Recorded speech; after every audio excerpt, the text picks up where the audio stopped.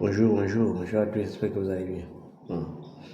Je voulais, par ce canal, essayer d'envoyer un petit message à nos jeunes petits frères d'aujourd'hui qui suivent les pas des anciens qui ont dérouté, bien sûr. C'est pour dire, dans la vie, il faut, excusez-moi, il faut avoir une certaine lecture des événements.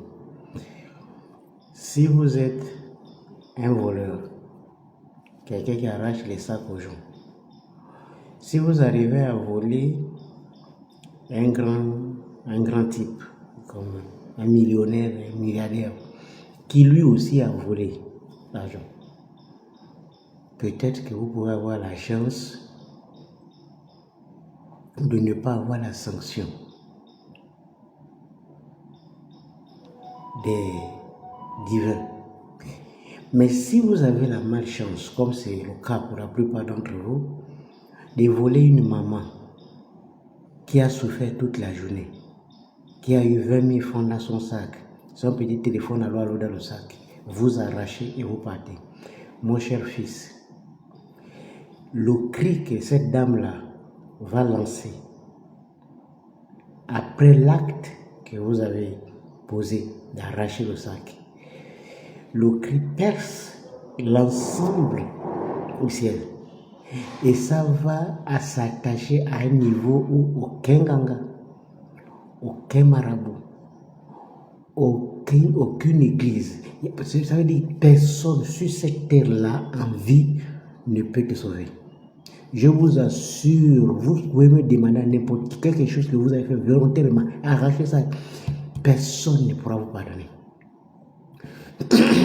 Excusez, on peut même vous mentir, vous pouvez tout faire.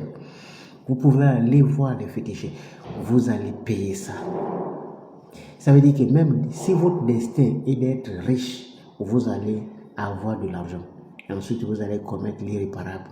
Vous allez être ridicule, on va vous arrêter pour quelque chose que vous aurez pu éviter. Non, c'est parce que la malédiction vous poursuit. C'est pas parce que vous dites que non, ce sont des erreurs de jeunesse. Non, ce n'est pas des erreurs de jeunesse. Il y a des erreurs parce qu'il y a des gens qui sont chanceux. Ils commettent des erreurs, mais ils commettent des erreurs envers les gens qui n'ont pas forcément, qui ne sont pas forcément dans les situations compliquées. Mais si vous arrachez ça à une personne qui est dans le malheur et qui est en contact avec les entités, la personne crie. Mon cher fils, votre vie est foutue.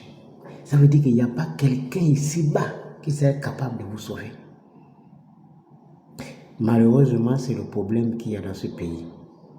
Parce que beaucoup des anciens voleurs qui ont arraché les sacs aux gens, qui ont volé les mamans, qui ont braqué les papas, qui ont volé les boutiquiers, ils sont au sommet. Une malédiction, quand ça te suit, peu importe le milieu dans lequel tu vas te retrouver, la malédiction s'invite dedans.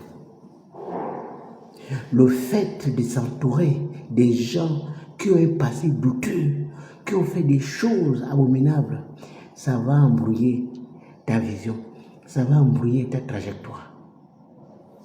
Je vous prends l'exemple. C'est pour cette raison que les pays qui ont compris, ils ont mis des critères pour faire la promotion de certaines personnes de l'élite. Ils ont mis des critères.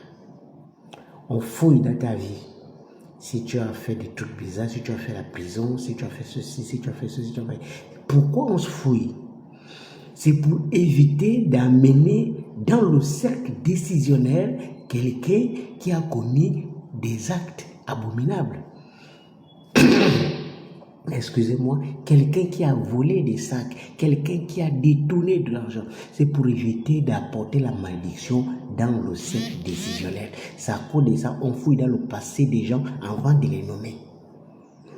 Mais lorsque vous vous retrouvez dans un environnement où il y a un nombre incalculable des anciens braqueurs, des anciens voleurs, des gens qui ont fait du mal aux gens, peu importe la lumière que vous pouvez apporter, ça va s'assombrir. Parce que la malédiction, on ne peut pas effacer ça. Surtout lorsque vous êtes vous avez eu la malchance de tomber sur des gens qui ont une relation assez intime avec les entités. Parmi les gens que vous braquez là, il y a des gens qui ont des entités maléfiques, qui sont très liés aux entités maléfiques. Il y a les gens qui sont liés aux entités célestes. Donc quand tu voles son sac et qui crie, ça va s'attacher à un niveau que tu ne peux même pas détacher. Ça veut dire que tout ce que tu as fait dans ta vie, la malédiction va te poursuivre. Est-ce que nous, à la veille de la fin de l'année, nous sommes prêts à faire l'autopsie pour voir ce qui a marché, ce que nous avons fait dans la vie? Dans la vie, quand tu commets l'irréparable, peu importe l'argent que tu peux amasser, ça va arriver. Tu vas payer, tu vas dégringoler, tu vas connaître l'enfer. Parce que c'est la loi, c'est le karma. Ça va te suivre. C'est pour cette raison qu'on demande aux jeunes, ne faites pas attention. C'est pas parce que le voisin vole que tu dois voler. C'est pas parce que le voisin braque que tu dois braquer. Attention, quand tu peux avoir la malchance de tomber sur quelqu'un qui est redoutablement attaché aux entités. Une fois tu voles sa chose et qui crée, ta vie est foutue. Et maintenant, aux dirigeants d'éviter de sélectionner des gens.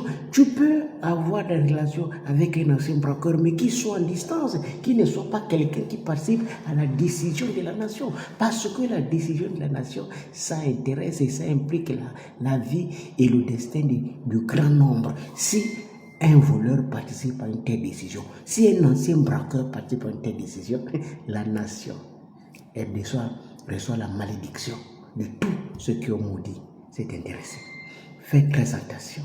Entourez-vous de ceux qui ont de la vision pour qu'on vous éclaire. Un pays qui n'a pas de règles, c'est un pays qui est en perdition. Il faut arrêter les règles. Ça ne va pas plaire à tout le monde, mais ce sont des règles. Sinon, nous n'allons pas nous en sortir. Un ancien braqueur, un ancien voleur qui a volé les sacs des gens, qui a volé le sac d'un papa qui est parti prendre l'argent de sa retraite. Et puis il est mort à cause de ça. Mon frère, ça, la personne ne peut te sauver. Il n'y a pas une église pour te sauver. Tu peux même avouer le péché, on ne peut pas te pardonner. Ça, qui te dit ça, c'est un menteur. On ne peut pas te pardonner. Il n'y a que la mort qui va t'amener là où il y aura le jugement. Parce que ta vie est foutue. Peu importe l'argent que tu peux avoir, mais ta vie est foutue. Tu vas payer ça. Peut-être que vous avez des exemples de vos frères qui ont braqué, qui sont devenus bien aujourd'hui. Non, c'est le pays qui fait ça, c'est le contexte. Ils vont finir par payer. Le karma, c'est dangereux, le karma.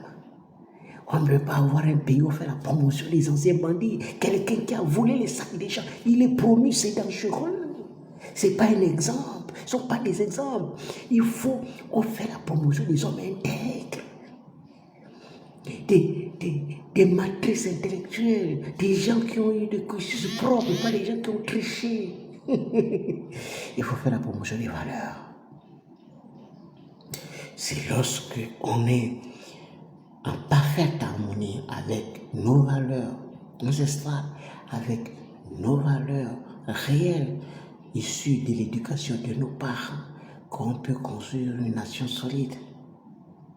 On ne peut pas racheter un ancien braqueur. Non, sa seconde chance, c'est en distance. Il ne peut pas intégrer le cercle décisionnel. C'est d'ailleurs pour cette raison qu'un ancien braqueur, un ancien bandit restera toujours un bandit parce que ce sont des réactions du banditisme qui va apporter. Comme disait quelqu'un pour finir, on ne signe jamais un contrat avec le diable. Quand tu as signé, tu as déjà signé.